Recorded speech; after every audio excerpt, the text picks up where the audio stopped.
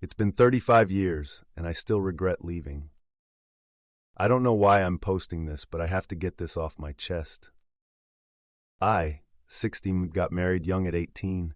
I married my high school sweetheart. She was smart, funny, kind, and the kind of person who could capture a room. Very extroverted. I'm incredibly introverted, but we were a good match. By the time we were 25, we had 2 small children, and I was happy with how my life was. Then my wife got a new job, and she was excelling, getting promotions, working later. I think you see where this is going. You are wrong, by the way. I cheated on her. While she was out working late to make money to support our children, I was building up a resentment towards her.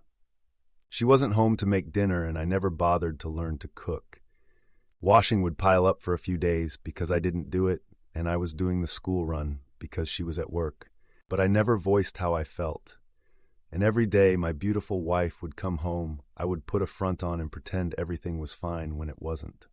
I know if I had told her how I felt, she would have listened, but I didn't. I met a woman at a work thing, and we spoke over the phone constantly for a few weeks. Things turned inappropriate quickly, and I didn't stop it. I wrote my wife a birthday card, telling her how much I loved her, and she was an amazing person, then 2 weeks later walked out on her. And the worst part was she never screamed at me or yelled. She just stood there and watched me take my things whilst my children were in the other room, completely oblivious to what was going on. She just stood there, silently crying. I broke the best person in my life. She ended up losing her job because she couldn't manage the school run or extra child arrangements. So my alimony payments had to go up, and I resented her for that. Looking back on it now, how selfish could I be?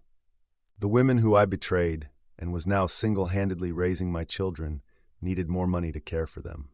I saw them every other Saturday, but that was it. My AP and I fizzled almost immediately. She didn't want something with me, and she really didn't want something with me when I was almost broke from paying alimony. My wife was, and still is, the strongest person I know. She never let me know how much I hurt her, but I heard her crying herself to sleep every night. I had to stay over for something with the kids. I spent years resenting my wife for stealing my money, when in reality, I knew it was my fault, and I still loved her, but was too proud to say. And even though I left, it was her who eventually filed for divorce, because every time she asked me if I had gotten a lawyer, I would say, "I'm not ready." Eventually she filed, because she said it was too painful. I said some really awful things to her when I was angry, like I didn't love you for a long time, I stayed for the children, and every time she just nothing back. I'll never forgive myself for that.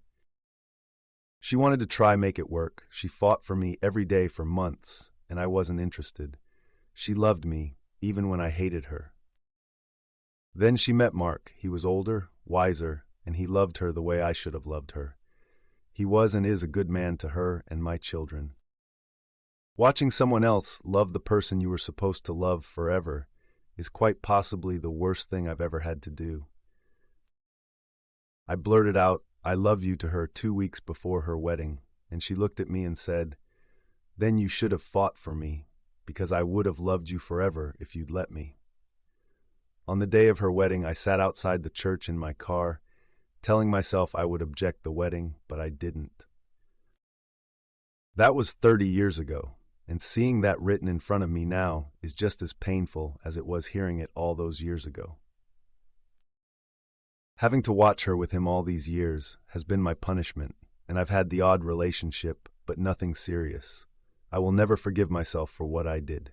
It should have been our 42nd wedding anniversary today. I don't think anyone survives infidelity entirely. I think you learn to live with it.